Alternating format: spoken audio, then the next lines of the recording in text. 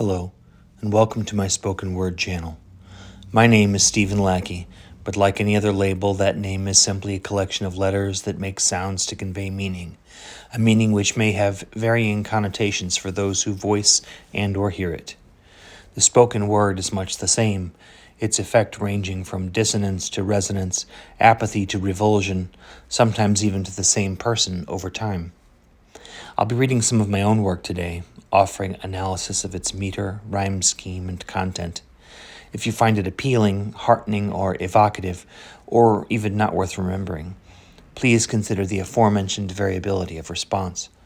Words, much the same as attitudes, friendships, and even the air we breathe, may teach us, transform us, or pass uninspiringly in this moment, but the next is yet to be defined. Herein are my copyrighted works, all rights reserved, but please forget the name and remember the message. Also feel free to like, comment, share, and subscribe. Today's piece is called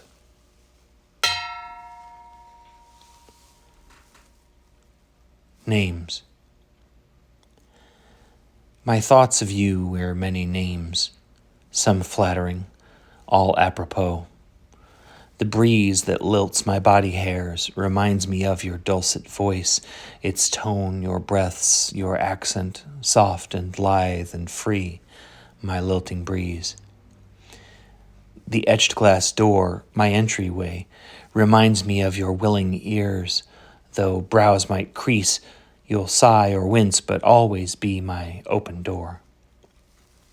The blanket that adorns my bed reminds me of your warm caress. Day's fitting end, I slink into its suave embrace, my blanket's kiss. The water that refills my glass reminds me of your memory, your smile, your scent, that piercing glare that quenched my flames, my liquid life.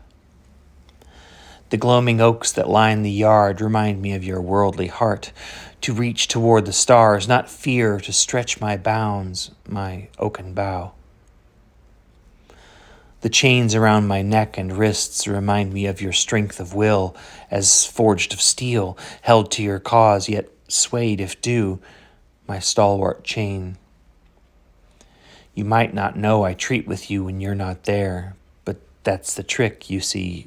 To me, you never leave, as all you are surrounds me still. Your names are etched on everything, on every thought, on all of me.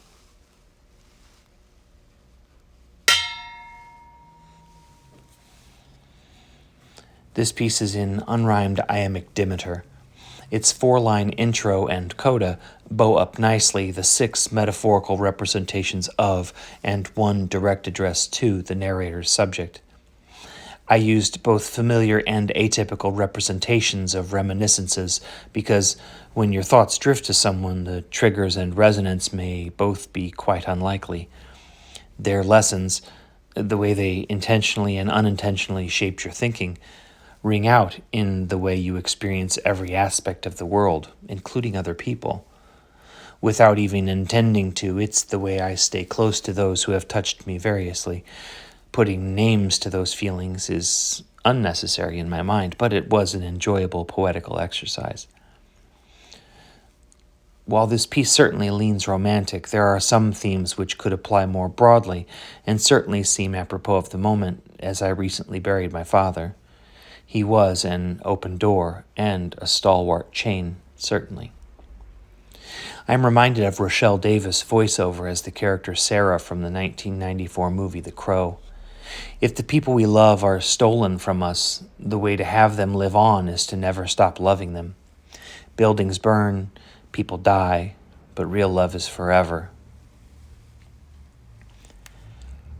That each person is a force unto this world is not negated by their departure or physical absence.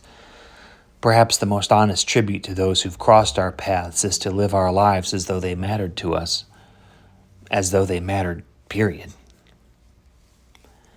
I treat with you when you're not there. To me, you never leave, as all you are surrounds me still. Thank you for joining me today.